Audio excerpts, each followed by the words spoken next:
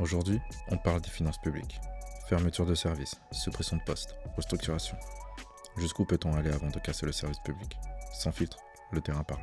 Bonjour, je te laisse te présenter en quelques mots. Ouais, bonjour Jamel, je m'appelle Lam, je travaille aux finances publiques du Val d'Oise et je suis secrétaire de la section CGT Finances publiques 95. Ok. Et ça fait combien de temps que tu es syndiqué et que tu es secrétaire? Je suis syndiqué depuis 2008, ça fait D'accord. 16 ans déjà, Ouais. et je suis secrétaire de ma section, de mon syndicat depuis 2020. Ça fait 6 ans déjà aussi. Ok. Tu sais qu'on est là dans la thématique, pour la thématique des élections professionnelles. Mm. Est-ce que tu peux en quelques mots nous expliquer à quoi ça sert les élections professionnelles? Oui, alors les élections professionnelles, notamment de la fonction publique, ça permet à un syndicat d'avoir une représentativité et de défendre les valeurs du syndicat et surtout défendre les droits et garanties des collègues, des agents et des agentes des finances publiques. D'accord, parce que ouais, aujourd'hui, tu entends beaucoup, peut-être même toi, tu l'as peut-être entendu, qu'il y a des agents qui disent que ça change rien, que ça change rien d'aller voter, que les syndicats, ça change rien. Toi, qu'est-ce que tu en penses? D'après mon expérience, c'est que c'est vrai que dans la fonction publique, ça fait longtemps qu'on n'a pas gagné un combat collectif, mais ce qu'il faut savoir, c'est que sur le terrain, on défend beaucoup de dossiers individuels. Alors nous, la CGT, on défend des dossiers individuels toujours dans un cadre collectif, et dans 90-95% des cas, on obtient un gain de cause, c'est-à-dire que ce que demandent les collègues, Ouais. on accède à leur demande. Ok, donc un vrai pouvoir, pas décisionnaire, mais du moins de pouvoir aller dans le sens de l'agent, quoi. Tout à fait. Et pourquoi le vote des agents à la fin de l'année lors des élections professionnelles, c'est important que les agents aillent voter? Alors, qu'ils aillent voter déjà, ça permet que le syndicat puisse avoir une représentativité en face de l'administration, puisque je suis fonctionnaire de l'administration, et donc du coup défendre le service public, puisqu'on travaille dans la fonction publique, et de défendre les droits et les garanties des agentes et des agents. Et aussi, effectivement, nous, à la CGT, on défend nos valeurs, et c'est pour ça que j'ai dit tout à l'heure qu'on défend toujours les cas individuels, mais toujours dans un cadre collectif. D'accord. Et je vais aller dans un cas extrême, tu vois. Si les agents aujourd'hui ne votent pas, c'est quoi la conséquence? Tu vois, imaginons, toi, dans les finances, il n'y a aucun agent qui va voter. Ça peut être quoi la conséquence? Alors, s'il n'y a aucune représentativité syndicale, Ouais. ça veut dire que l'administration va dérouler son plan. Le plan de l'administration, on le sait, que ce soit l'administration qui est sous les ordres du gouvernement, c'est détruire le service public. On voit très bien au niveau du maillage territorial que les finances publiques sont complètement à 100, puisque là où avant on avait 39 services des finances publiques en 2006, 20 ans après, là, il ne reste plus que 10 services des finances publiques dans le Val d'Oise. Donc on a quasiment supprimé 3/4 des services des finances publiques dans le Val d'Oise. Donc sans effectivement de représentativité, peut-être qu'il ne resterait plus que un ou deux. Ouais. Et effectivement, après, il y a aussi les droits et les droits des collègues, des agents. Et là, effectivement, on voit qu'il y a effectivement pas mal de rabots au niveau de leurs droits, mais ça aurait été pire s'il n'y avait pas eu de représentativité syndicale. Ouais. D'accord, ok. Et pour savoir un peu plus global, euh, la fonction publique pour toi est-elle en train de craquer? Oui, clairement. Ouais. Clairement. On voit déjà à l'Éducation nationale à la rentrée des classes, il avait manqué un professeur sur deux. Comme je viens de te le dire, au niveau des finances publiques, ils ont supprimé dans le Val d'Oise 3/4 des services des finances publiques en 20 ans. 3/4. Ouais. Au niveau des trésoreries, c'est Ouais. là où on payait nos impôts avant. Avant, en 2014, il y en avait 2500 sur le territoire français. Et là, au dernier pointage, il n'en reste plus que 250. Toi, je vais me faire l'avocat du diable. Mais le taf, il se fait. Le travail, il se fait toujours. Donc, est-ce que ils n'ont pas raison d'avoir fait ça? Tu vois, d'avoir supprimé? Parce que en réalité, aujourd'hui, tu vois que ça se fait. Alors ça, justement, c'est l'argument que nous avancent nos administrations, soit générales, soit locales. Ouais. C'est-à-dire que les stats sont faits. Déjà, il faut savoir qu'ils priorisent leurs statistiques. C'est-à-dire? Voilà, c'est-à-dire qu'il y a des statistiques qui sont plus importantes que, selon eux, pour eux, que d'autres. Ok. Donc, alors que Ouais, ils mettent en normalement, avant certains. voilà, Ok. certaines statistiques par rapport à d'autres. Alors que nous, si on veut que le service public soit bien fait, il faudrait que, normalement, toutes les statistiques soient bonnes. Et ils ne nous donnent jamais, par contre, les statistiques sur la santé au travail des collègues. Ça, c'est très important. C'est OK, remplir les statistiques, mais à quel prix? Et on sait qu'aux finances publiques, l'année dernière, on a battu des records de suicides, hein. Alors, pour celles et ceux qui ne connaissent pas les chiffres, l'année dernière, il y a eu 20 suicides aux finances publiques et 19 tentatives de suicide. On a battu des records alors que le taux national est de 11. Donc, effectivement, avoir des bonnes statistiques, mais à quel prix? Ouais, ouais, totalement. Et, mais ça, on n'entend pas. Personne n'en parle. Bon, voilà, on va pas aller déborder sur le terrain de la médiatisation de nos idées. Non, mais c'est quand même quelque chose, ouais, mais, mine de rien, tu vois, que tu m'apprends quelque chose, tu vois. ouais. Parce que j'aurais pas cru, tu vois, par exemple, ça soit plus important que la police, par exemple. Tu vois, le taux de suicide. Ouais. J'aurais pas cru. Les finances publiques, Mhm. tu vois, C'est le cas, ouais. c'est pas l'endroit où tu te dis qu'il y a le plus de suicides, quoi. Oui, mais c'est avéré, c'est des stats des statistiques qui sont sorties l'année dernière, et c'est très inquiétant. On parle même de syndrome France Télécom. D'accord, ok. Voilà, Syndrome France Télécom. oui. Carrément. Alors maintenant, effectivement, tu dis on n'entend pas parler parce que ça reste encore une fois dans des médias confidentiels. Ouais.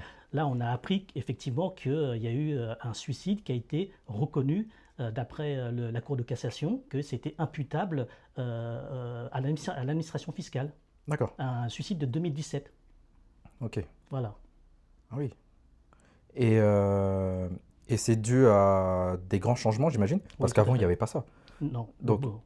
là, tu dirais, ça fait combien d'années où vraiment ça s'est dégradé et qu'il y a eu des gros changements? Alors, des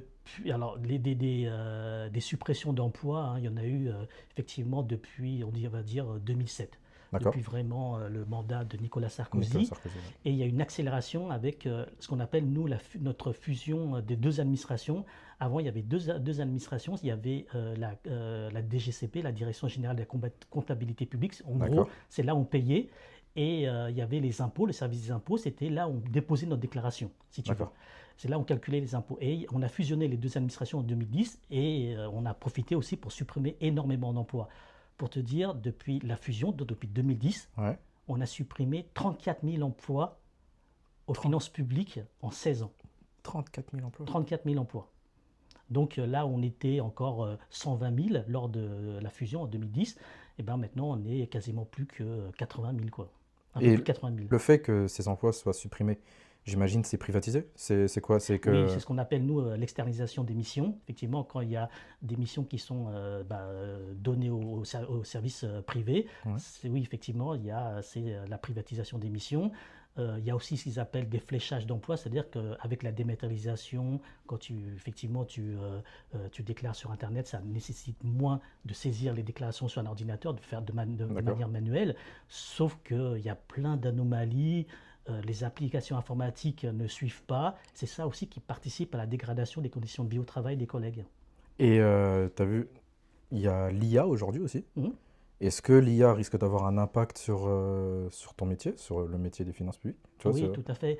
Et ça rejoint un peu ce que je viens de dire, c'est-à-dire que sous couvert de la dématérialisation et eux, ils appellent ça l'allègement des tâches, Ouais. et ben, ils vont en profiter pour supprimer énormément d'emplois. Là, en ce moment même, il y a énormément de groupes de travail sur l'intelligence artificielle dans nos services. Et effectivement, ça va améliorer nos conditions de vie au travail. Il ne faut pas dire le contraire, mais pas au point de supprimer autant d'emplois. Ouais, d'accord. Ok. Ouais. Et donc, ça veut dire que ton syndicat fait en sorte d'accompagner ça, de combattre ça, Vous avez déjà des choses, vu que vous êtes déjà en train d'en parler. Oui, tout à fait, oui. Donc vous avez déjà mis des choses, des revendications peut-être en place? Alors oui, je sais on travaille avec l'UGICT, hein, c'est notre syndicat, la CGT D'accord. des cadres, sur les conséquences de l'intelligence artificielle sur nos missions. Et on surveille ça de très très près, effectivement, ouais, et qu'au lieu normalement d'améliorer justement nos conditions, que ça n'ait Que ça les pas remplace pas, un quoi. effet contraire et que ça justement ait des effets négatifs sur Ouais. nos conditions de travail. Vu que là on parle de tout ça, conditions de travail, tout ça, est-ce que tu as un témoignage dernièrement, ces derniers mois ou l'année dernière, en tout cas dans ton expérience de secrétaire, tout ça, qui t'a particulièrement touché ou dans ton exercice syndical, est-ce que tu aurais un témoignage, toi, ou un souvenir à nous partager? Oui, tout à fait. Il y a quelques mois, je suis allé faire une visite de service, hein, Ouais. une distribution de tracts dans les services, et je suis allé voir justement un service où les collègues travaillent en plateau. Mhm. Et là, il s'avère qu'il y avait une collègue qui était toute seule sur son plateau. Et je lui dis, mais qu'est-ce qui se passe? Où sont tes collègues? Elle me dit, bah, ils sont en arrêt maladie. Après, je dis, ah, j'espère que c'est pas très grave. Tu as des nouvelles de ces collègues? Elle dit, bah, au fait, j'ai même pas pris de leurs nouvelles. Et là, elle a réfléchi 2 secondes et elle a dit, c'est vrai que d'habitude, Mhm. quand les collègues sont en arrêt maladie, eh ben, on les appelle pour demander de leurs nouvelles. Et là, elle a dit que j'ai même pas pris de leurs nouvelles. Et parfois même, elle dit qu'elle pestait contre les collègues qui étaient en arrêt de travail Ouais. parce que bah, le travail des autres qui sont en arrêt maladie arrivait sur son bureau à elle. Ouais. Donc en fait, c'est très triste. Ça veut dire que là où avant, on était plutôt bienveillant et on avait de l'empathie pour les collègues qui étaient en arrêt maladie, là, on se dit que bah, ouais, les arrêts maladie, ça pèse sur nous et que voilà, il y a encore de la division entre collègues. Ouais. À cause des. Bah, en général, hein, quand on est en arrêt maladie, c'est souvent à cause du travail. Donc là, ce que l'administration fait sur nos conditions de vie au travail, ça divise encore plus les collègues. Mhm. Et d'ailleurs, vu que tu parles d'arrêt maladie, souvent dû à cause du travail, tout ça, pourquoi certains agents ont peur de parler, tu vois? Parce que, en fait, tu vois, tu as certains agents, quand tu creuses, des fois, ils te disent, bah, moi, j'ai la boule au ventre tous les jours, ou n'importe. Mais pourtant, ils vont pas forcément parler plus que ça, tu vois? Mhm. Et donc, ils vont rester jusqu'à peut-être avoir un burn-out ou n'importe. Mhm. Mais toi, pourquoi, d'après ton expérience, qu'est-ce qui peut faire qu'aujourd'hui, des agents ne veulent rien dire, ou même des fois partent, alors qu'ils aiment leur métier à la base? Ouais. Je pense qu'il y a déjà la pression hiérarchique. Ouais, Donc, il faut savoir que nous, aux finances publiques, le poids de la hiérarchie est assez lourd quand même. d'accord. Quand tu Euh, veux dire assez lourd, c'est... C'est-à-dire que bah, si jamais l'agent dit qu'il n'est pas content Mhm. des conditions de vie au travail, Ouais, il risque d'avoir des sanctions, hein, parce qu'il y a un devoir hiérarchique qui est assez pesant. d'accord.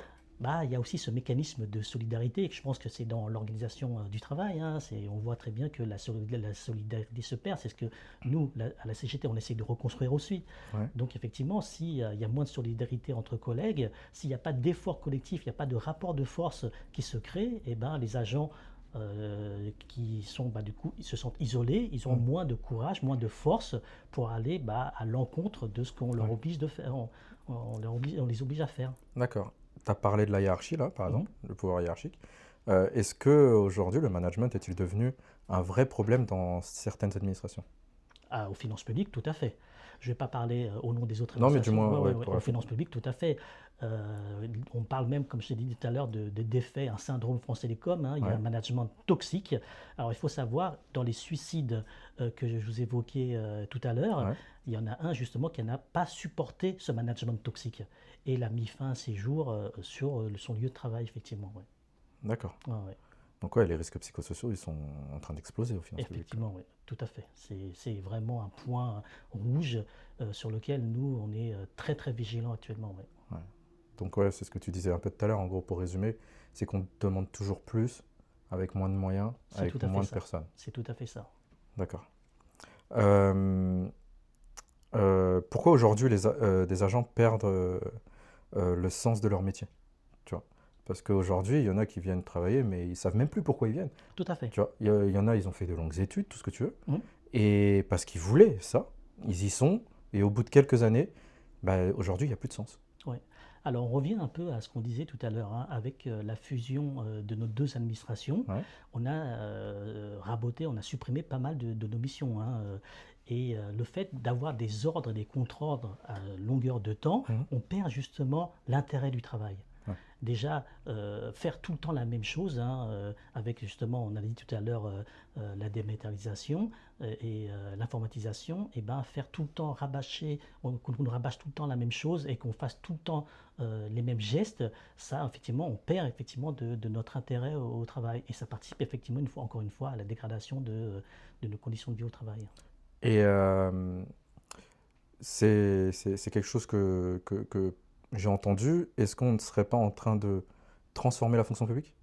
en entreprise privée un peu, dans le fonctionnement, dans les choses? Parce que de ce que tu dis depuis tout à l'heure, c'est on supprime les postes Mhm. pour faire moins, même il y a eu de la délégation de services, de ce que tu disais. Tout à fait. Donc toi, est-ce que tu as la sensation qu'au fur et à mesure que la fonction publique elle avance, du moins là aux finances, ça devient une entreprise privée parce que dans le fonctionnement, dans les choses, ou au contraire, non, juste ils laissent la fonction publique comme ça, on s'en fout, on la met de côté et on va pas s'attarder là-dessus. C'est un peu des deux. C'est un peu des deux. Il faut savoir qu'en 2020, il y a eu Olivier Dussopt, qui était ministre Ouais. de la fonction publique, qui a mis en place la loi de la transformation de la fonction publique. Mhm. Donc, il y a beaucoup de choses qui ont disparu, notamment les commissions administratives paritaires D'accord. dans la fonction publique. C'était des instances entre la direction et les représentants du personnel concernant les mutations, notamment les listes d'aptitudes, ce qui permet d'évoluer dans ta carrière. Tout ça, ça a été supprimé. Ouais. Donc maintenant, notamment aux finances publiques, l'administration fait ce qu'elle veut au niveau des mutations et au niveau de l'évolution des carrières. Et au niveau de l'externalisation, de la privatisation de nos missions, c'est le cas aussi, oui. Donc effectivement, tout ça, la fonction publique se transforme, effectivement, comme tu as dit, En entreprise depuis privée. maintenant une dizaine d'années, quoi. Ouais. Et ça s'arrange pas, quoi, Ça de s'arrange ce que pas. je comprends. Non, là, alors que là où avant, nous, les finances publiques, on avait des missions régaliennes. Ouais. Et on a l'impression que, non, on travaille comme à l'hôpital, on travaille pour des statistiques à longueur de journée et une notion de rentabilité, alors que normalement, dans la fonction publique, il ne devrait pas avoir une notion de rentabilité. On ne Non. doit pas être rentable, on doit être là pour les usagers, pour le service public.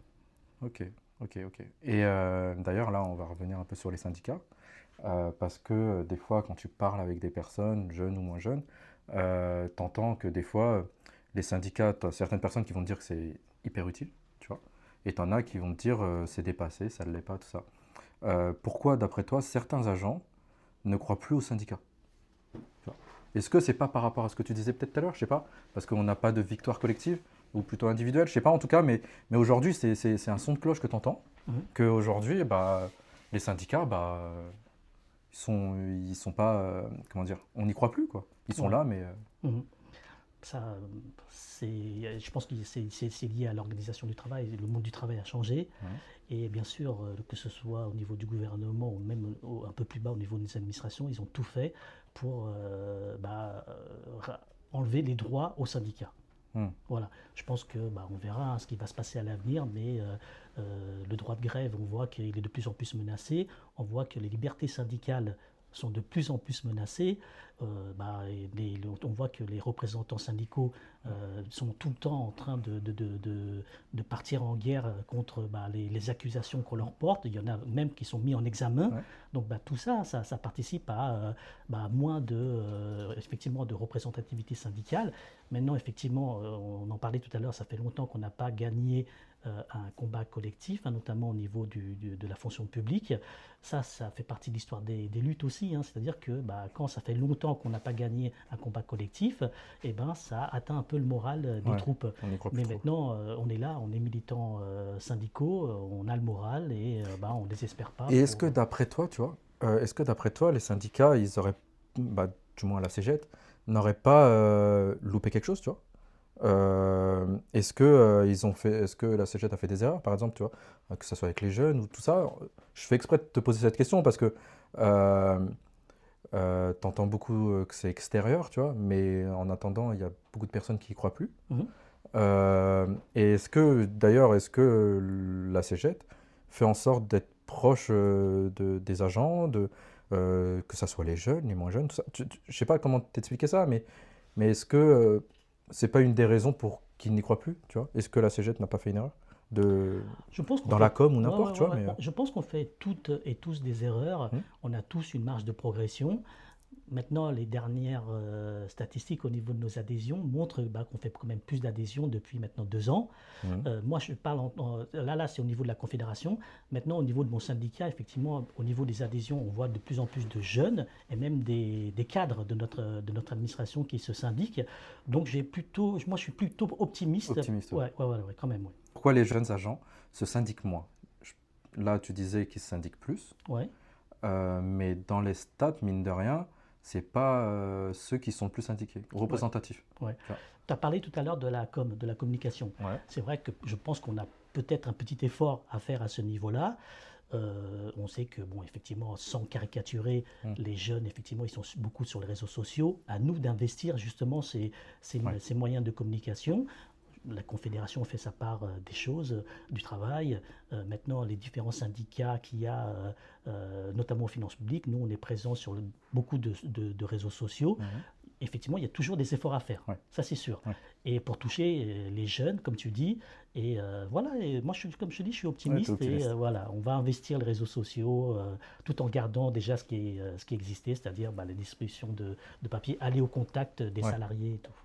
Et pourquoi un agent aurait-il intérêt aujourd'hui à aller voter, en tout cas aux finances publiques?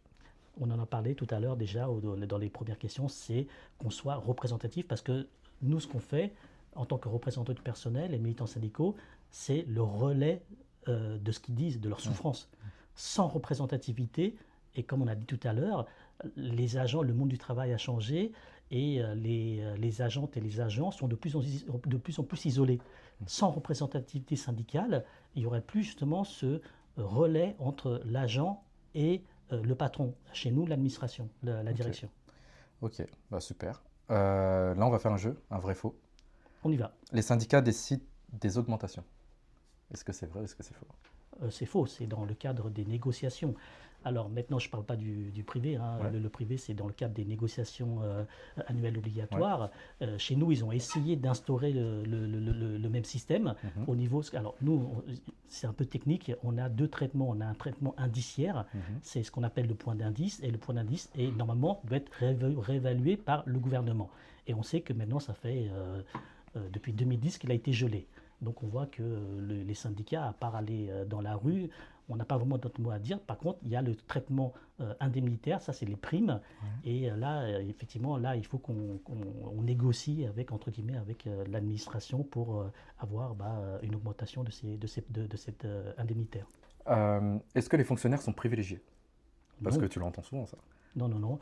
Alors, non, pas du tout. Un fonctionnaire est un travailleur et une travailleuse comme les autres. Donc, par privilège, je ne vois pas trop ce qu'on peut... Alors, en fait, tu entends beaucoup dans les fonctionnaires qu'ils ont beaucoup de congés, que leurs horaires, quand même, ils sont... on termine à 17h30, mais dans le privé, 17h30, c'est après ton après-midi. Tu vois, t'entends beaucoup ces phrases-là. Donc, ce qui fait que souvent, tu as des personnes qui disent les fonctionnaires sont privilégiés, quoi. Oui, mais c'est des histoires pour diviser encore plus le monde du travail entre les salariés du privé et les salariés du public. Dans les deux cas, il y a toujours des avantages et des aspects négatifs. Bien sûr. Les élections professionnelles ne servent à rien. Non, on l'a dit tout à l'heure, c'est très très important de voter, et tant qu'à faire, voter CGT, parce que ça permet d'avoir justement un relais entre les agentes et les agents et l'administration. Et continuer à défendre leurs droits et garanties, et garder un service public de qualité. Ok. Les représentants syndicaux sont payés à ne rien faire. J'aimerais bien, effectivement, oui. Mais malheureusement, ce n'est pas le cas. Comme je te l'ai dit déjà tout à l'heure, les conditions de vie au travail se dégradent. Et si effectivement on n'avait rien à faire, il n'y aurait pas eu autant de suicides et de tentatives de suicide, malheureusement. C'est vrai. Un agent syndiqué peut être mal vu. Alors, ça ne m'est pas encore arrivé, mais effectivement, ça peut être problématique dans certains cas, oui. Effectivement, ouais. Parce qu'ils le disent eux, parce que est-ce que vous, déjà, en tant que syndicat, vous dites que qui est syndiqué? Ou c'est parce que, tout simplement, l'administration, l'autorité, c'est... Non, il y a un devoir de confidentialité sur ça. L'administration n'a aucun moyen de savoir... Enfin, si, ils ont les moyens, mais ils ne peuvent pas l'utiliser normalement pour savoir tel ou tel salarié est syndiqué ou pas. D'accord. Et nous, on n'a aucune obligation à leur dire qui est syndiqué ou pas. Ok, d'accord, parfait. Je vais te montrer une vidéo. C'est-à-dire qu'aujourd'hui, vous avez cet écart entre le net et le brut. Moi, je pense que les Français, ils ne demandent pas des chèques, des aides, des subventions. Ils demandent juste que le net se rapproche du brut. Et donc, il faut qu'on baisse les charges qui pèsent sur le travail. Comment est-ce qu'on baisse les charges qui pèsent sur le travail? En faisant des économies. Parce qu'en fait, ces charges, elles financent des dépenses, notamment du modèle social. Quel type d'économie, par exemple? Sur la... Alors, qu'est-ce que tu en penses, le ressenti que tu as, et si tu as quelque chose à dire dessus? Oui. Alors, outre le fait que ce soit quelqu'un qui a été millionnaire à 26 ans et qui n'a jamais connu le chômage et qui va prendre des décisions pour les gens les plus précaires, ce qu'il dit sur le fait de vouloir réduire le salaire brut et le salaire net, c'est ni plus ni moins que de casser tous les mécanismes de solidarité que constitue notre modèle social. Et ça, c'est très très grave. Déjà, il parle de charges là où nous, à la CGT, on parle de cotisation sociale. Et ce qui veut dire que pour lui, réduire justement ces charges enfin, de cotisation sociale, pour lui, c'est réduire les dépenses. Or, à la CGT, nous, on considère que le problème du déficit budgétaire, c'est pas un problème de dépenses, mais c'est pas un problème de recettes. Et c'est un problème que nous, on connaît très bien aux finances publiques, puisque ben voilà, on travaille sur ce volet-là, et que de l'argent, il y en a, mais il faut une volonté politique pour aller le chercher, notamment en mettant en place par exemple un impôt supplémentaire sur les ultra riches ou en taxant les super profits des grandes entreprises au lieu de leur distribuer des aides sans contrôle ni contrepartie. Je rappelle quand même que c'est plus de 200 milliards d'euros d'aides aux grandes entreprises distribuées chaque année. 200 milliards. 200 milliards. C'est pas mal. C'est pareil. Ok, d'accord. Bah, merci en tout cas pour ton retour sur cette vidéo. Je vais te poser encore 4 questions. C'est une question finale. Quel message voulez-vous adresser aux agents pour les élections pro là? Qu'il faut qu'ils se mobilisent, ils et elles se mobilisent pour aller voter, parce qu'il y a quand même encore un fort taux d'abstention. Et tant qu'à faire, voter, bien sûr, CGT, parce qu'on est là pour défendre leurs droits et garanties et de préserver un service public de qualité. Et qu'est-ce qui est réellement en jeu aujourd'hui dans la fonction publique par rapport à ces élections, par rapport à aller au vote, tout ça? Parce que là, tu as parlé de taux de suicide, tu as parlé de tout ça. Est-ce que justement, le vote, c'est un réel enjeu, quoi? Essayer de changer le rapport de force, j'imagine. C'est tout à fait ça. C'est de changer le rapport de force pour que, enfin, l'administration reconnaisse l'administration dans le public et ou le patronat dans le privé. Et en tout cas, chez nous, dans la fonction publique, c'est créer un rapport de force pour revendiquer et dire que le service public est complètement détérioré par les décisions prises par le gouvernement et qu'il faut justement renverser la table et qu'enfin on puisse nous avoir des droits supplémentaires et maintenir un service public de qualité. Voilà. Ok. Et dernière question. Dans 10 ans, t'imagines la fonction publique comment? J'imagine une fonction publique dans laquelle les agentes et les agents puissent travailler en toute sérénité, dans de bonnes conditions, et qu'ils soient, elles et ils soient plus nombreuses et nombreux, pour pouvoir justement maintenir un service public de qualité. Car comme le dit Jaurès, le service public, c'est le patrimoine de celles et ceux qui n'en ont pas. Merci. Les élections professionnelles ne changeront pas tout, mais elles décideront de qui portera la voix des agents demain. Vous étiez sur Sans Filtre, le terrain parle.